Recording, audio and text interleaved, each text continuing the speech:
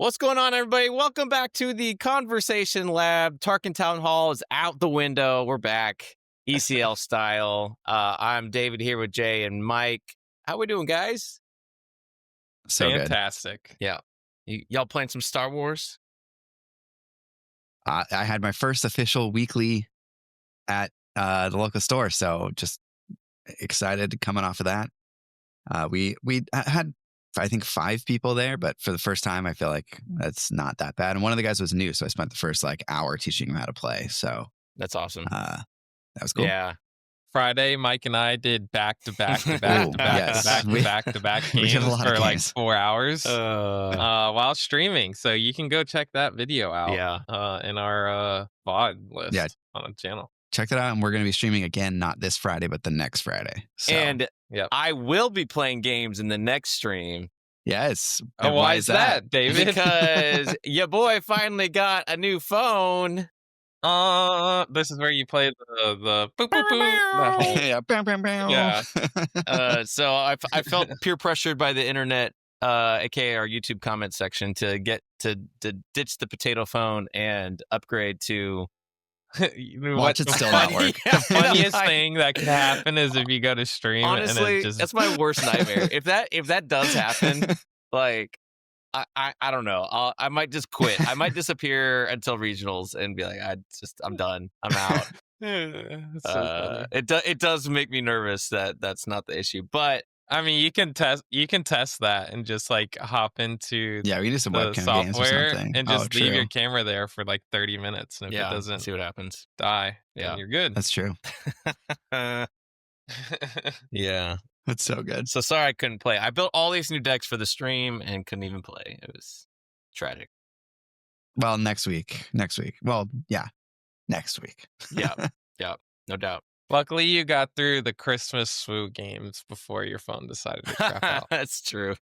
Imagine that happened halfway through. Oh, gosh. Oh, man, that would be tragic. Yeah. Oh, wow. Yeah, I didn't even think about that. That's crazy. Well, I finally drafted set 4 for the first time yesterday.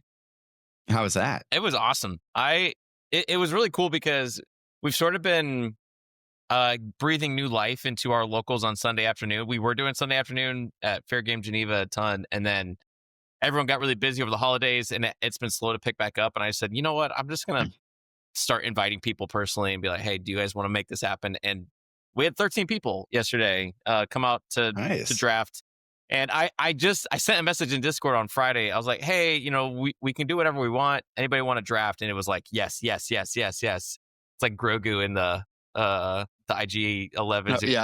Yes. So we got to draft. It was super fun. And I love draft. Seriously, draft is so good in this game. And I was so sad that the set's been out a month and I hadn't drafted yet. So it was a blast. Ended up drafting Von Reg yellow, went 3-1. There were a few guys there who showed some love for the channel, which was really cool. They loved the live stream. They talked about you guys talked about something when I was off screen that I didn't catch, but about someone's our roles the wild on the card channel. And somebody's the tasty snack, and I'm the Jay's both. He's both. Okay, it turns out. Okay. And then I'm the corraller or something like that. So some kind of you are the corraller. Yeah, that does check out. Yeah, what's Jim? What'd you call Jim? Jim is the player. Yeah, that's true. Jim's the guy who actually knows what's happening in the meta, and that's good. But anyways, the one, I won't go into all the games, but I gotta give a shout out. The guy who won drafted Piet Blue, which sounds weird to draft because he's a rare leader. Mm-hmm. And but I played him. We were both 2-0, and dude, okay, turn 1, he drops Director Krennic with a shield, and I'm like, oh gosh, off to a good start. Because I'm all on the ship side, I'm on to go space. And turn 2, he drops Death Star plans on his Krennic, and I was like, wait, I have to read that because I haven't played against it yet. And that was our spoiler. That's amazing. So, but basically what ends up happening is he plays that 7-cost blue villain Sentinel 6/6 for 3 resources. Yeah. For 3, because because it's discounted by Krennic and it's discounted by Death Star plans. And it's this kind of yes. that's insane. So he tapped and played it for 3, drops this 6/6 Sentinel with 1 defeated, and I was just like, that's insane, bro. I'm like, GG. I don't know, like, yeah. but basically nobody at the table, and we had 2 pods. We had 7 and 6, and we were in the table pods. No one drafted capital ship, so he got every blue, green capital ship, and you got those like CR RIP something, the restored, those things are good, when defeated. Yeah. Mm-hmm. He had multiples of those. He had multiple fleet interdictors. He had an executor, like he had resupply carrier. I mean, it was just like, I felt like I was playing against a premier deck. That's brutal. So what a story. That's awesome. Yeah. What a draft. And before I could get the Death Star plans from him, he ended up killing off his own critic, so I couldn't ever get it. So, which felt thematic. That's so cool. Yeah. You got any like quick hitting draft tips now that you've done one for this set? Oh man, I have a theory that using pilots is actually a trap in draft.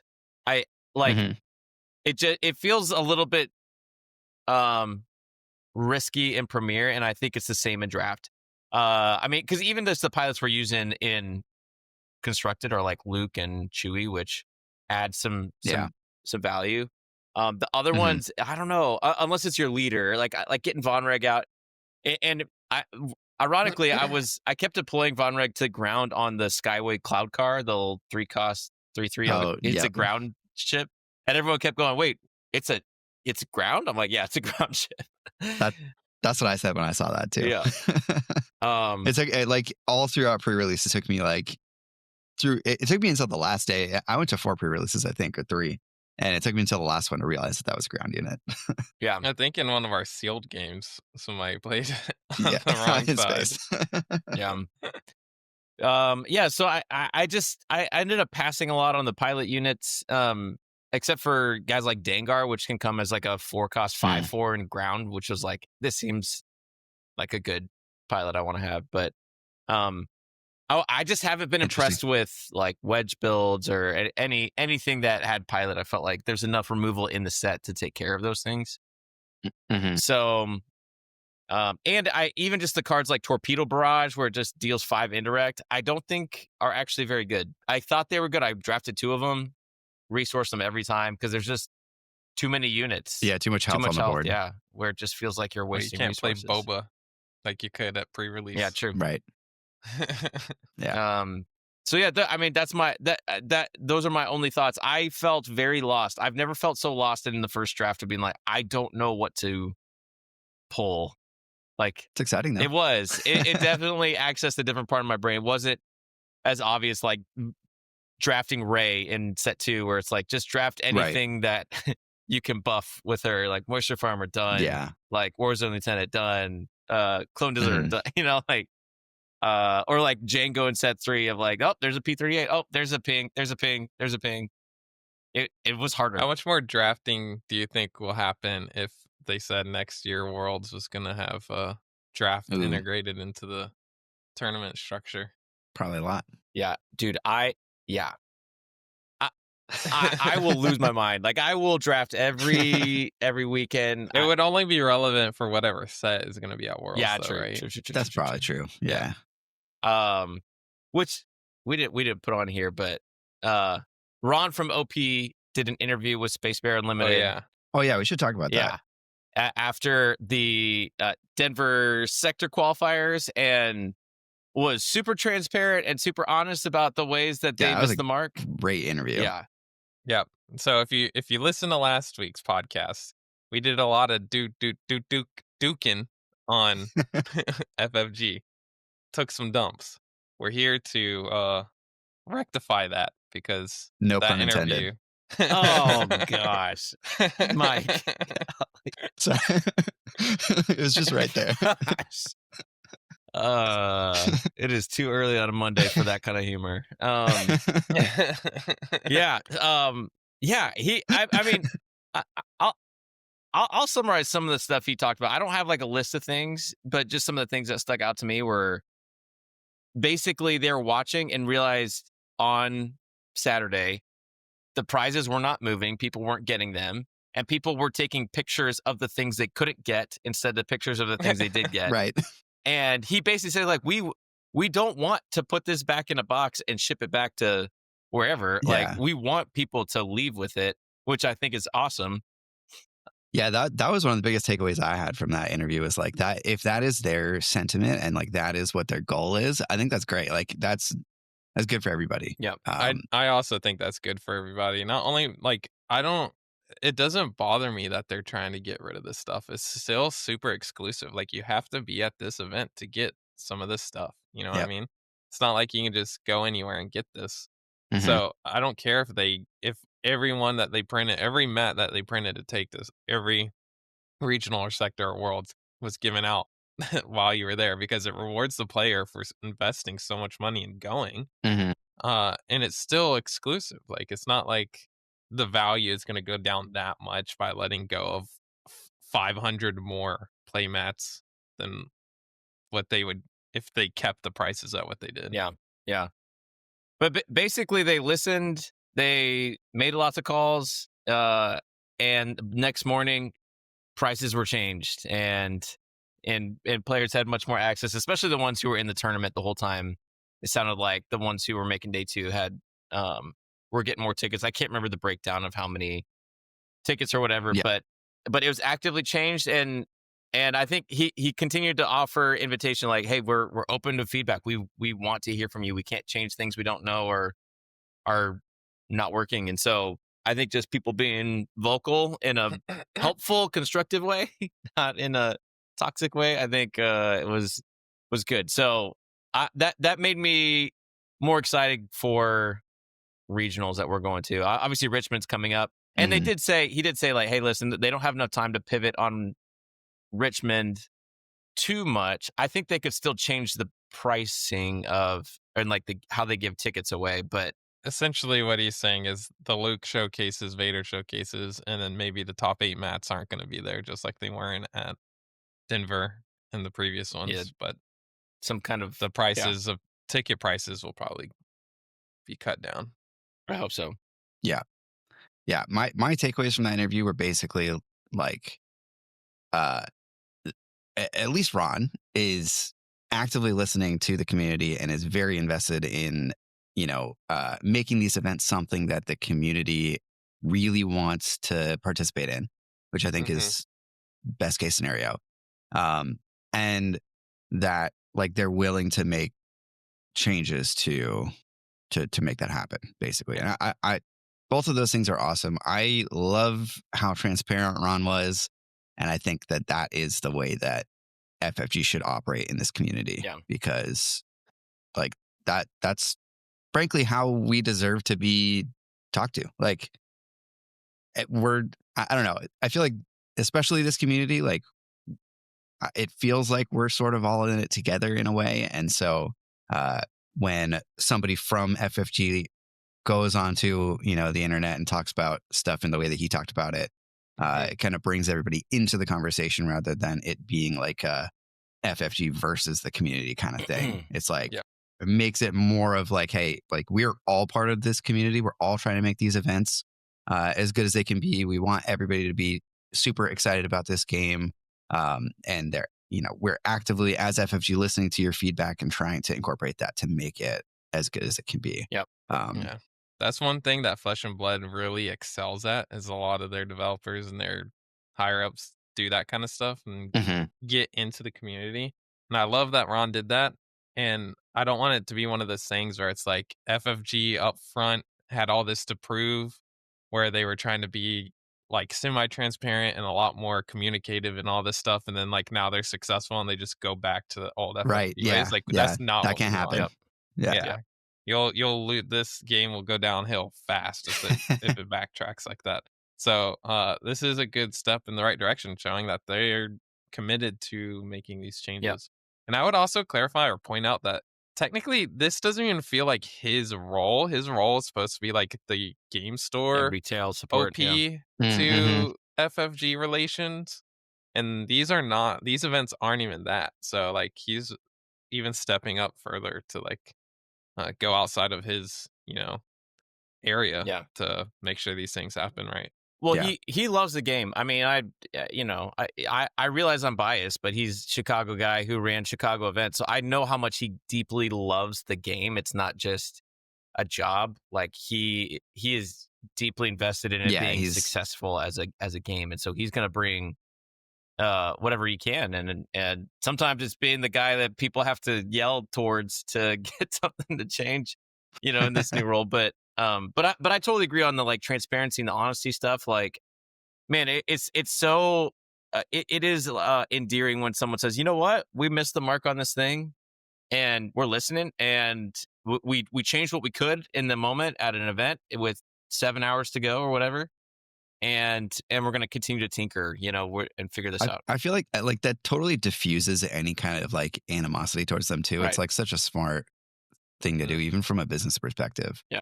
So yeah, I think it's really great that they did that. The one thing that he gave an answer to that I completely disagreed with was related to the showcase distribution, where he was asked if it could be a thing where just the top performing player from each leader gets a showcase versus the top 64, which is what we've talked about that before, and that's how we think it should go. And his answer was basically like, we don't have enough showcases to do that, Which doesn't but make sense. that can't possibly be true.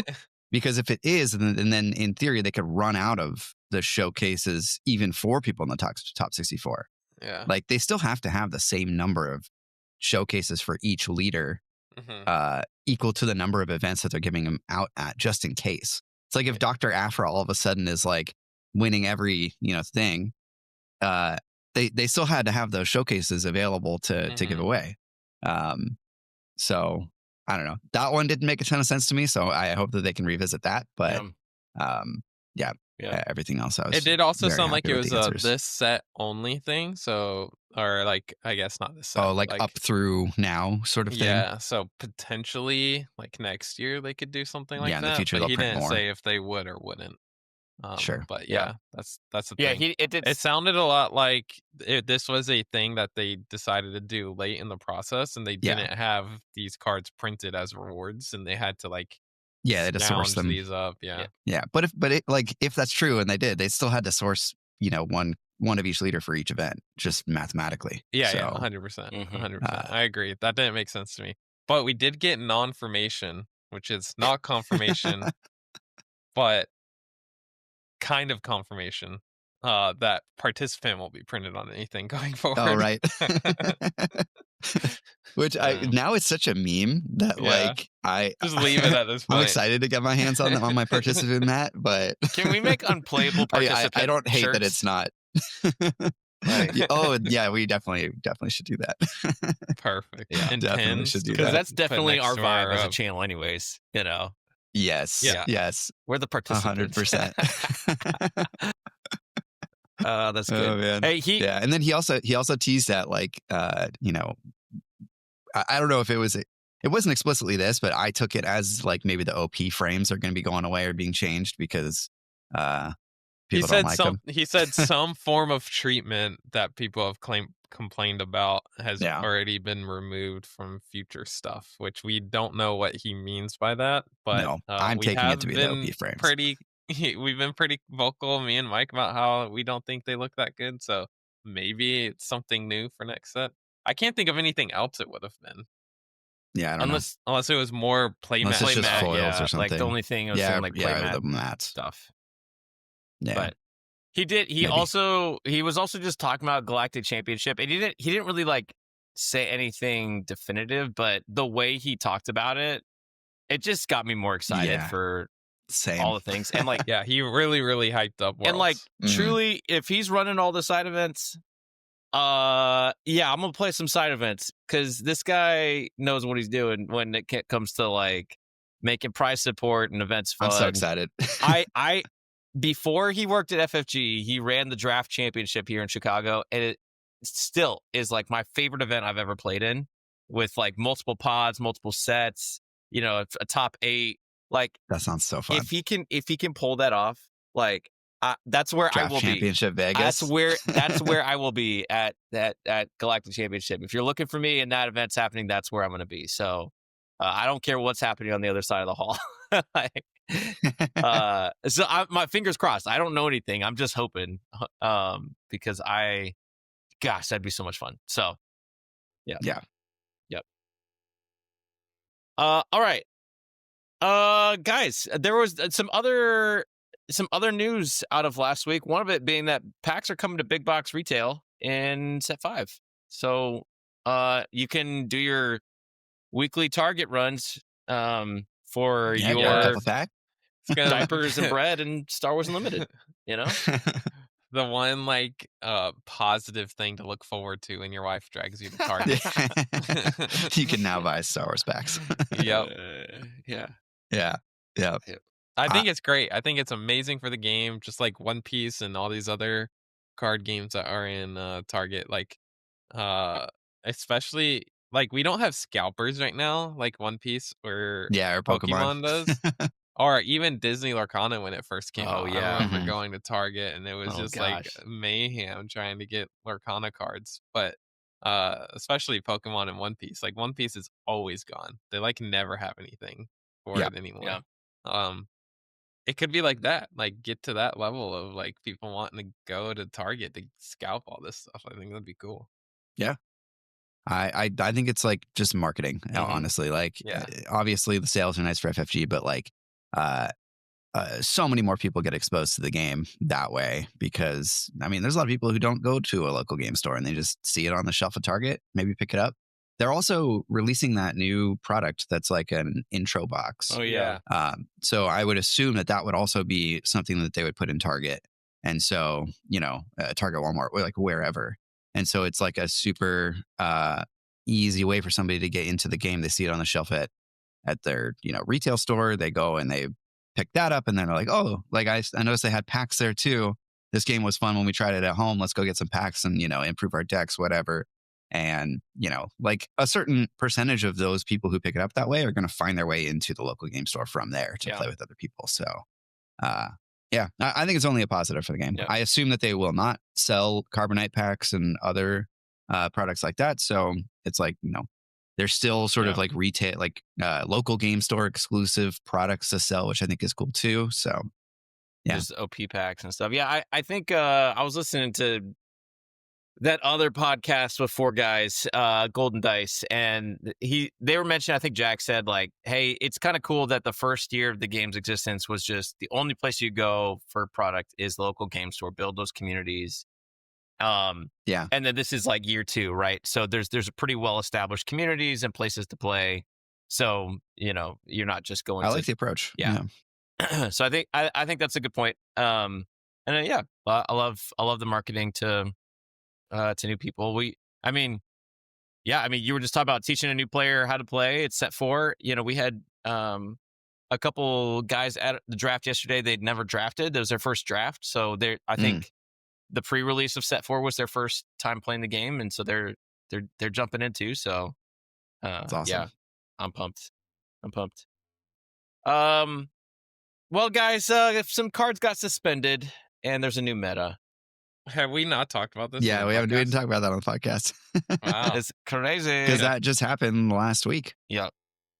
Yeah, that's fair. Somehow. Well, we did a reaction video, so if you haven't seen that, go watch that. Yeah. Yep. But DJ gone, Jango gone, DJ gone, Jango gone, Triple Dark Raid gone, TDR gone. TDR gone. See ya. Wouldn't want to be you. Yep. So what are we thinking? Glad I didn't invest in DJs. Ironically, I pulled like 5 DJs. I don't get that kind of like legendary pull rate, but for some reason I've got. So guess what's going in my Twin Sunsets? It was because Set 2 boxes were all messed up, and so you got the same 3 legendaries. Oh yeah, forgot about that. Yeah. No one has said anything about either of the following 2 sets, which is good. So yeah, we should acknowledge that. Yeah, we definitely should. Yeah, it's easy to just like move past the things that function, but the fact that it wasn't functioning and now it is great. So yes. big dub, Totally. So yeah, well, I mean, all right. So you guys reacted. You shared your thoughts. I think you guys lied about what I said in podcast last week, but it's fine. I don't remember that. Yeah, I don't either. But anyways, I to me, my reaction was I was impressed about how aggressively they responded. What I did say last week is like, I don't know. I don't think they're going to do anything. And part of that has to do with my history with like Star Wars Destiny and stuff where I felt like they let things go on too long in general. Mhm. So this felt, speaking of new FFG, this felt a little bit more, no, we're going after it, you know? So It's good confirmation that they are willing to and able to move quickly on stuff like this. Yeah. Yep. Because, yeah, old FFG, Star Wars Destiny, like Jango would have been in the meta for another 2 months. Yeah. Well, you look at freaking Lorcana. They just banned the first 2 cards after 8-9 sets. Like, It's crazy. what? 9 And sets like in, those cards are and like then, set 2 cards, right? Like, yeah, and then and then they've had one errata, and it completely changed the card. Like, it's not yeah, even completely like you can't functional even errata. functional stats, everything. Yeah. Like you can't even look at the card and think anything about what it actually says because it like Makes why not just actually ban no that? sense. Just ban it. Yeah. Makes actually 0 sense. It's so First, stupid. they thought it was a digital card game. They were just mistaken. They were It's confused. insane. How have they not banned anything in that game so far? nuts. It's like it blows my mind. It's nuts. Yeah, I don't know. And then you look like now that we've got Star Wars out for so long, it's like you look at Star Wars and it's so much more interesting because you have leaders that you play, and there's functionally like tons of different decks, even if you're playing the same 2 colors. So like green blue Piet is not the same as green blue Kira. You know what I Right. mean? And then it's like you look at Lorcana, it's like red blue is just the same as It's it just was red in blue. set 1 with just like the best versions of every card. It's the same, and everyone's playing the same version of red blue. So I think Star Wars, I really like the system. Yeah, I think it's good. like building around the leaders. It was what I think we loved about Destiny. I think for a little bit, it's what we liked about Flesh and Blood. It's what we like. You know, it's like, hey, here's your central thing that you're building around this leader. This is your guy, or this is your girl, or whatever. So I do think that's more interesting. I think it's so smart too. Like it helps you. It like gives you something to identify with immediately. And I think that's part of the reason why like Magic Commander is so successful too. Is that like you pick the commander of your deck, and everything's built around that, and it kind of gives you that central like identity that you relate to, and reflects your personality a little bit. It's why when people hear anything of Mace Windu, they think, they think of Jay. Like Jay is the Mace guy, even though he doesn't even have a Mace deck built. That's one thing that I feel like League of Legends completely whiffed on, because the League of Legends video game is all about like you your have identity. your Like you have champion. your main guy that you play, and then like you have some characters you mess around with. But it's like I'm a Fizz main or Jinx main or whatever, and it's like their card game didn't have that.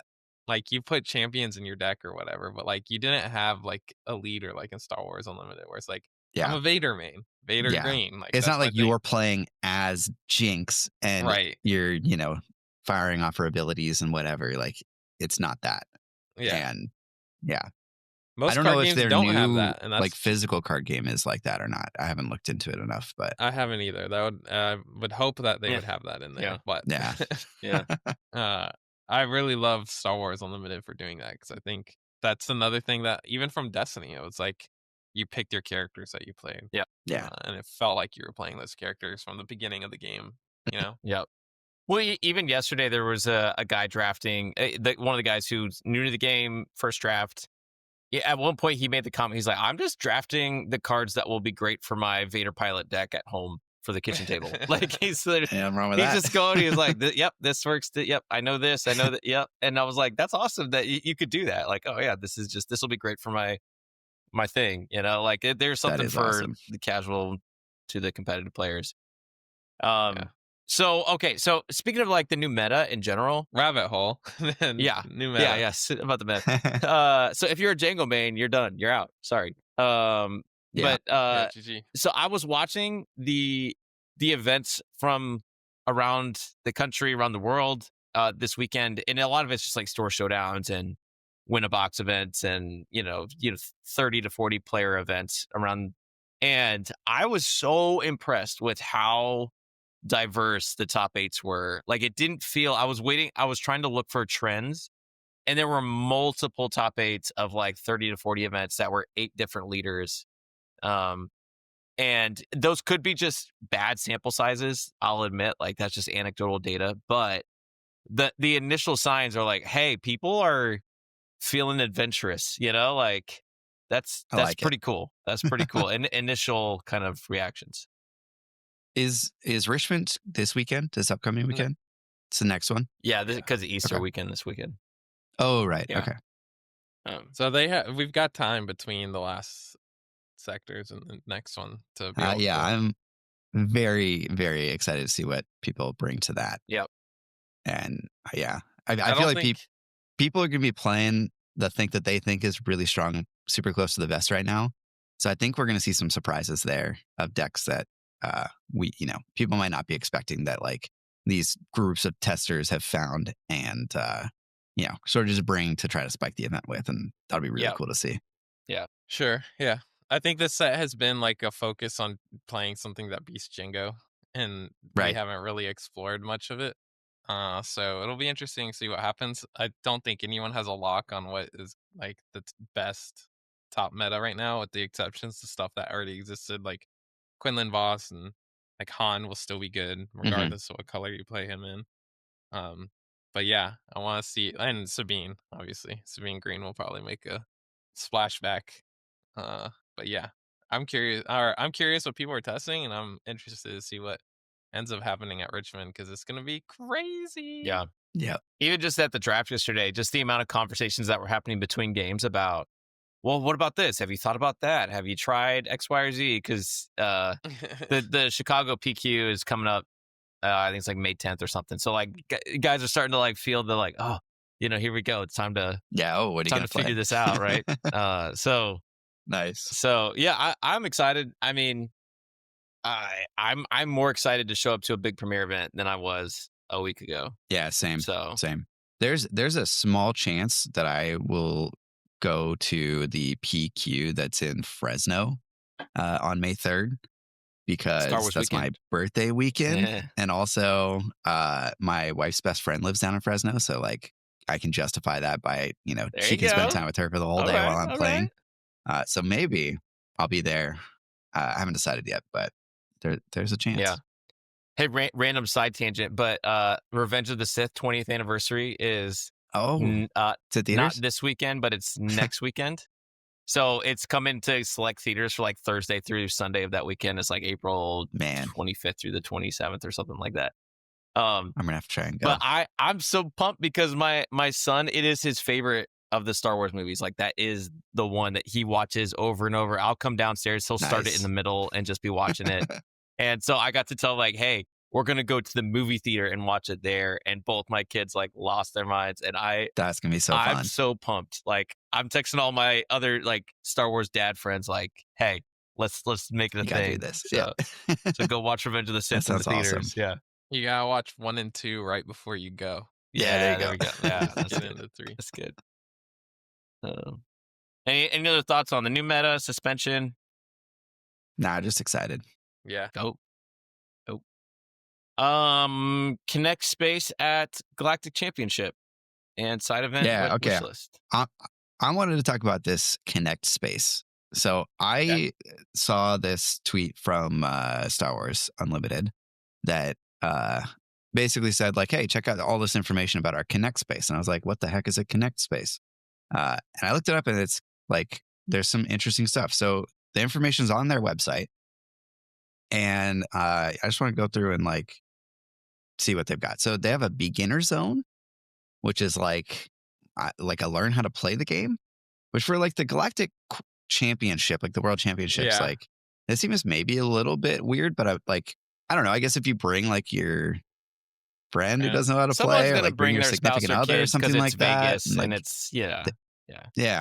So it's cool. It's cool that they have that available. They have a trading and collecting zone. And then apparently staff will be present to help educate those new to card game trading on the process and what makes a fair trade. So that'll be interesting. Sorry if you guys can hear my dog.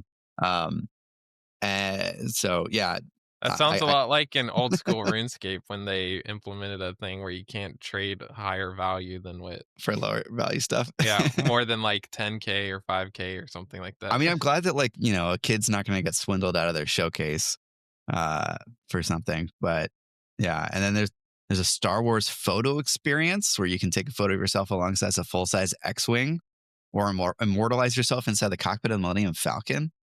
Like, uh, I don't know. That sounds kind of fun. Wait, like an actual Um, full-size X-Wing or a picture of a full-size X-Wing? My guess is that it's like a green screen, Okay. and they're gonna like do it that My way. guess That's my is there's guess. an yeah. actual Disney is bringing in props, bro, They're bringing in their actual X-wing prop. from Disney, and That'd be cool. I mean, they are saying that it's a big event, so we'll see. They've got Artist Alley, so you get to meet, you know, some of the artists besides the illustrations, I think that's cool. which is sick. If you've got, you know, your favorite piece of art on a card, bring that card. Hopefully, get it signed. I think that's super fun. They've got a family zone and enjoy family-friendly activities, including face painting, crafts, and more. Oh man, Like, that's cool. super Yeah. fun. Chill zone.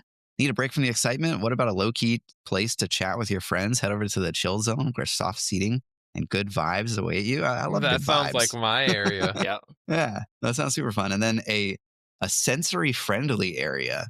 So they've partnered with some nonprofit to basically create a quiet zone, I guess, something like that. Which is kind of cool. And then they have other experience. They have a pin passport. So you get a pin passport and get your quest to collect all 8 exclusive pins found through the convention. So that sounds fun. Designer experiences. You get to chat with designers or play against them. And then they have panels. So dive deeper into the game with a wide variety of panels ranging from deck text to behind the scenes of what it takes to create a TCG.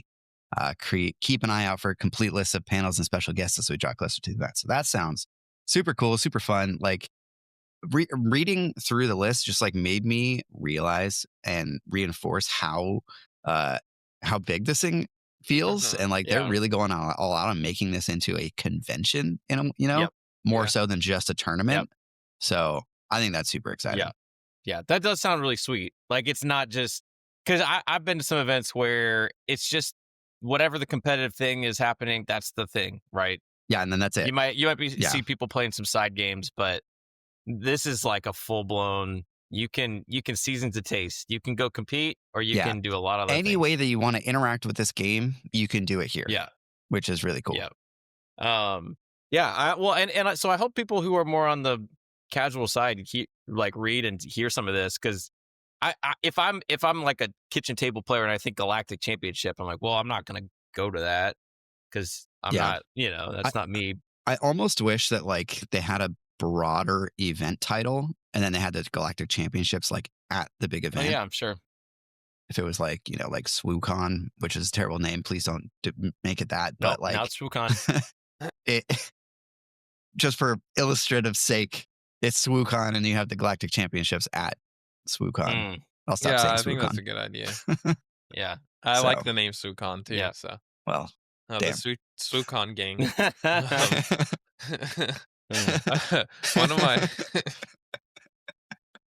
One of my buddies listened to one of my locals listened to our podcast last week, complaining about the prizes and setup of the previous event in Denver, and he was like, that made me not want to go to Worlds. I was like, dude, trust me.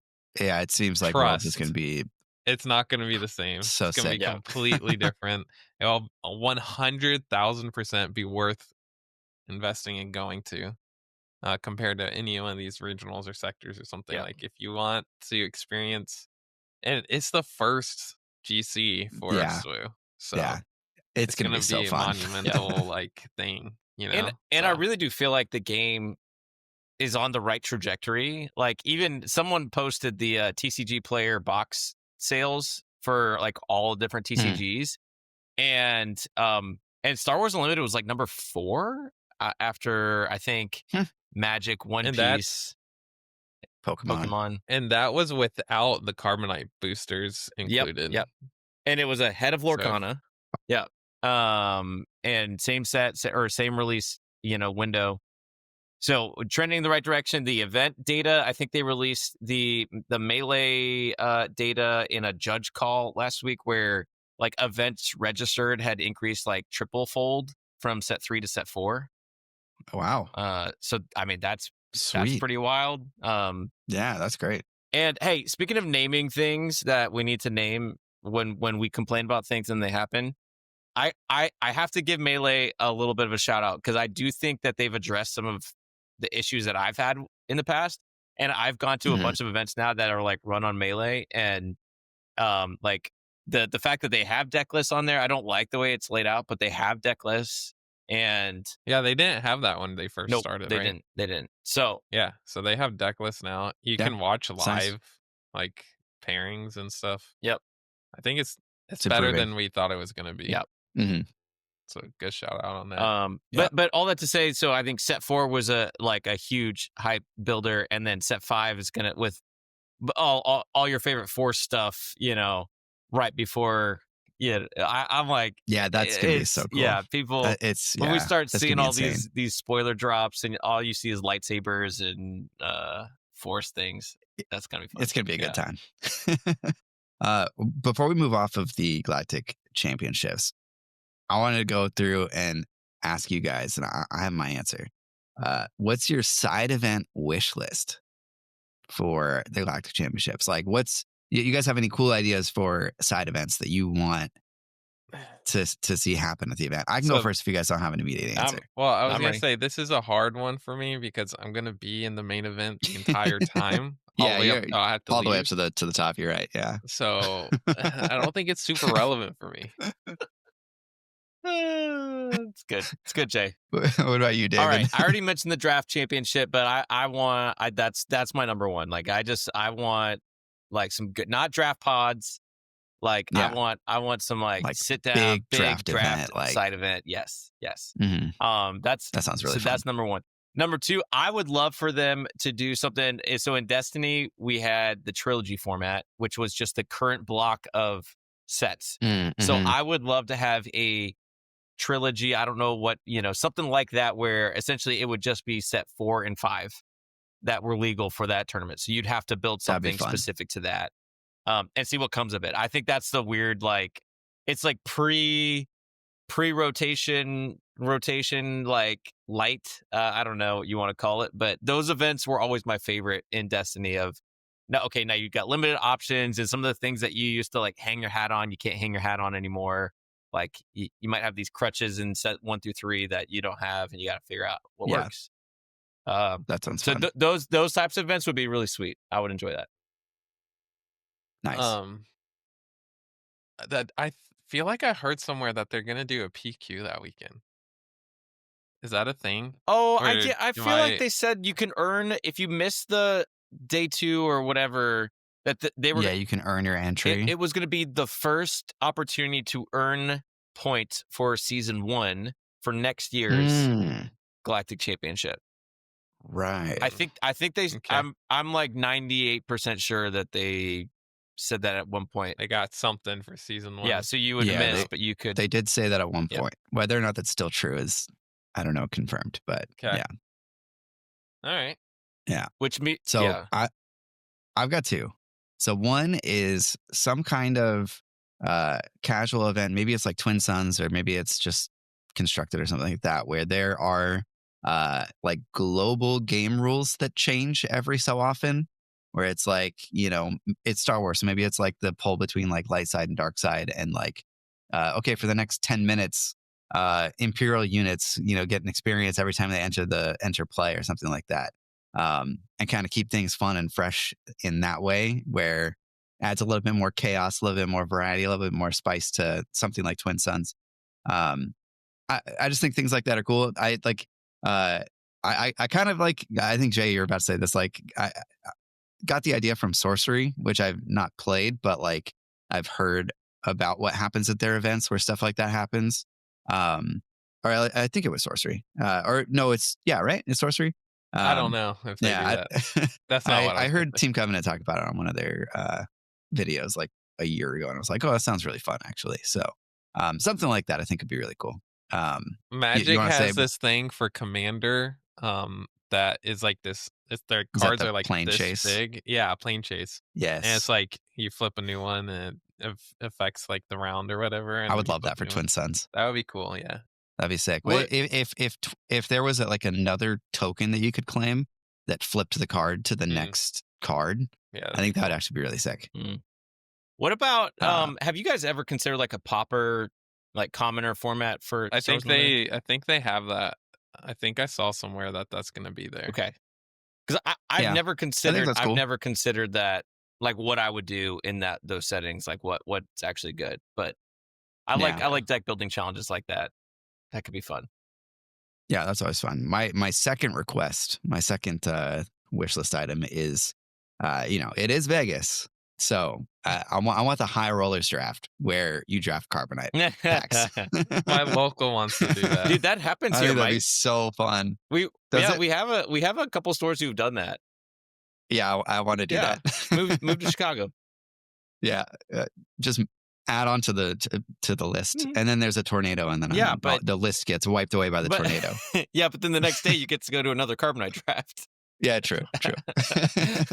I just think that sounds so fun. Like, everybody's ripping their Carbonite packs and opening sick cards, and then drafting with them with no sleeves, and just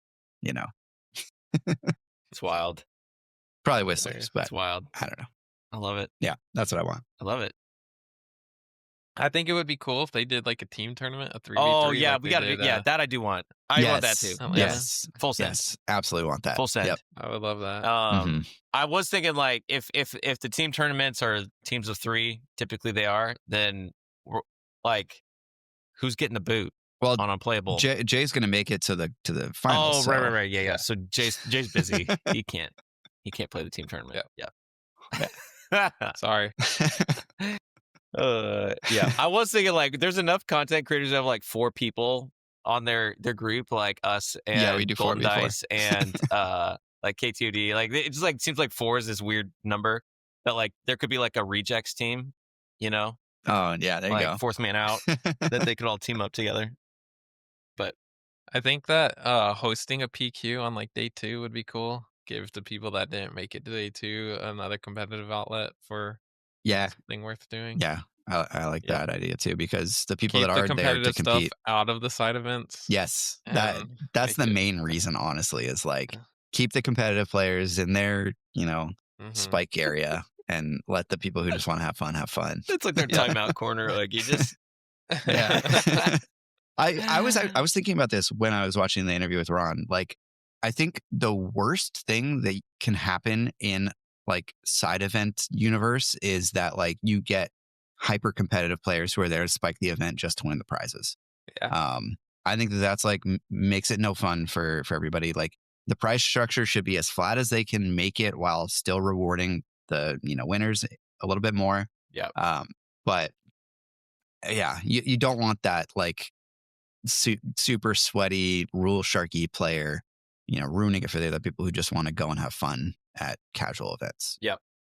agreed. So keep them in their own thing. Let them earn Yeah. tickets so they can still hit the prize wall and not have to feel like they need to do side events. Yeah, and speaking of like the prize tickets, like I hope they do move to some kind of system where like every game you play, there's like Gives you something. yeah, like there's like 200 tickets and 100 tickets, and the winner gets the 200 and the loser gets the 100. I feel like they've done that in the past. I hope they do that again because it incentivizes you to The keep prices. playing. Yeah. Another thing we didn't mention is the prices of these side events are way too high. They need to come down a little bit. Yeah. I think we might have talked about that on the last Yeah, we did. podcast, but agreed. Yeah, because I can't fathom paying $27 to play Twin Suns. That's just I can't do that. Yeah, that literally makes no I can't sense. do it. Maybe we did mention Yeah. that. Yeah. Format that I want to try. I don't know if this should be something there, but like it's a Twin Suns format where you open 6 packs, you pick 2 of the 4 leaders, and then shuffle all the cards together. And Oh, you that just play sounds fun. that. There's no aspect penalties, so you can use hero and villain leaders, or you can in any of the cards in your deck you can play for regular cost. That sounds awesome. I think that would be really cool. It's good. Look at us dreaming away. I know. Dreaming away. All right. Anything else on that? No. Don't think so. Okay, I've got a quick rant. Here we Let's go. hear it. All right. I'm ready. I've been watching a lot of games on YouTube, a lot of streams, a lot of big events. And there is still a shocking number of players in competitive events who are not following the end of phase like procedure of you're supposed to end of the round. Both people have taken pass, right? You draw 2, you resource, then you Then ready. you resource, then you ready. Yeah. And the amount I agree with of this. people who ready everything and then draw 2, it Yeah. boggles my mind that this is still happening in competitive events in set 4. So people, can we please just do it correctly? Like, it's actually quite elegant that I don't have to sit there and be like, are you ready? Like, did you resource? Are you still resourced? Like, I don't have to do that because the nonverbal trigger is I've readied everything. Everything is ready. Okay, here we go. Next thing. So if somebody I'm surprised that we haven't had a rules lawyer that was like, you readied your resources, you don't get to resource now. Yeah, I was just thinking that. Like, if I were a rules shark, I would and I was going first and my opponent did that, I would immediately just like play my first card and be like, oh, sorry, round started, you readied your cards. Yeah. I mean, I wouldn't do that, but if I was that kind of and nobody wants really to see nice that, right? person. Like, that would be such an ugly thing. So let's just come on, just please, people. You don't want to see me do that to you the next time I play you. It just, oh gosh, I get like some people, it's like they're taking how Magic does it or whoever, whatever game. Yeah. If you played Magic for 25 years and that's how you've done it the whole time, it's a hard habit to break. But it's a different game. Yeah. So that's my rant of the week. All right. I will co-sign your rant. Okay. Agreed. Do we have enough time to do a pack one, pick one? Do it. Yeah. Let's rip that pack. Rip him the pack. Rip that. Oh, wait. We need leaders. Oh, shoot. Also, if you guys aren't in our Discord, we're just going to pretend that you drafted the leader that's in that pack. Okay. And we're all in on this pack. Okay. Yeah. All right. We got Poe Dameron. Poe Dameron is our leader that we are drafting for right now. And also, join our Discord. Yeah, do that. Yeah, do that. It's a fun place to be. Ooh, all right, we got the X-34 Land Speeder. That's a vehicle for Poe, right? Celestin Spacer Pilot. That's my first pick. Corporate Light Cruiser. I really like this card. I like that card too. That card's good. 4/6 Ambush Raid 1. Hyperspace Determined Recruit. He might be. It's hyperspace. He might be competing with Poe for the pilot stuff. All wings report in. This is exhaust 2 friendly space units and then make an X-wing for each. Masasi Tactical Officer, trash. Masasi. Academy graduate. MC-30 Assault Frigate. That could be pretty sick for Poe. Mm-hmm. This one's pretty sweet. AT-DP Occupier. That has Overwhelm too. That's a good vehicle for Poe.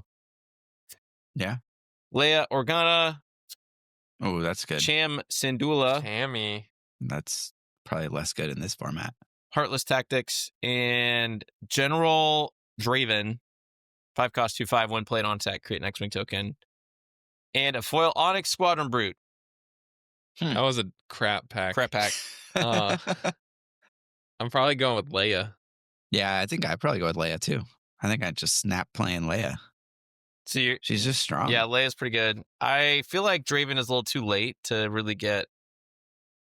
Yeah. Leia synergizes with Poe too, so it's it's actually either nice. Leia or one of the big ships, the yellow or the green one. I actually like the. I don't know. So the reason I like the ATDP Occupier is because it comes out at 4 and Poe could deploy. I mean, obviously he can do the multiple deploy thing, but on 5, when this is ready, he could hop on this thing and do whatever. So yeah, but then you don't get to flip him into the ground arena, which I feel like you want to do with Poe. Like, you want him on ships early, and then he dies on like turn 3 or something like that, and then you flip him to ground on turn 4. Yeah, okay, get another 4 damage out of him. But if you can play that one early, right? Like, it's cheaper for each damaged ground unit. Yeah, it costs 1 less to play for each damaged ground unit. So you could potentially play it early and get him on a nice big ship. The other thing is if you're in Poe and you don't want to lock yourself into another color already and you just want to go with red. If this is pack 1, pick 1, right? You want to go Poe because you also got Admiral Trench and something You got terrible. 2 Admiral Trenches. Yeah, there you go. Yeah, and Poe. It's like of these, And both players on your right and left are all villain cards. right. Yeah. Yeah. So of the red cards, like that's the only vehicle that you could potentially draft. Yeah. Pack one, pick one. It's true. So it gives you some options for drafting different directions. It's true, and it is a ground vehicle, which I actually think is a little bit more exciting than a space vehicle in this set. Yeah, I agree with that. But it would be interesting. I will concede the point that Leia is great with Poe. So you could just say, all right, I'm going green and take the Leia and see what. Because again, in drafting, so you're also looking to your right and saying, what leaders do they have? What are they probably going for? It's also a really good card to like take from anyone else. So you could always still pivot if you needed to. Yeah. Yeah. And if you had like a green hero, you could always take it and then like move off of Poe if you needed to. Yeah, true. Yeah. Yeah. You play out of aspect in your trench deck. There we go. All right, that was pack one, pick one for your next draft. And I think that's it, guys. So be sure to like and subscribe to the channel. Make sure you don't miss any cool things that are coming down the pipe. And we'll see you next time. Bye, y'all. Bye. Bye.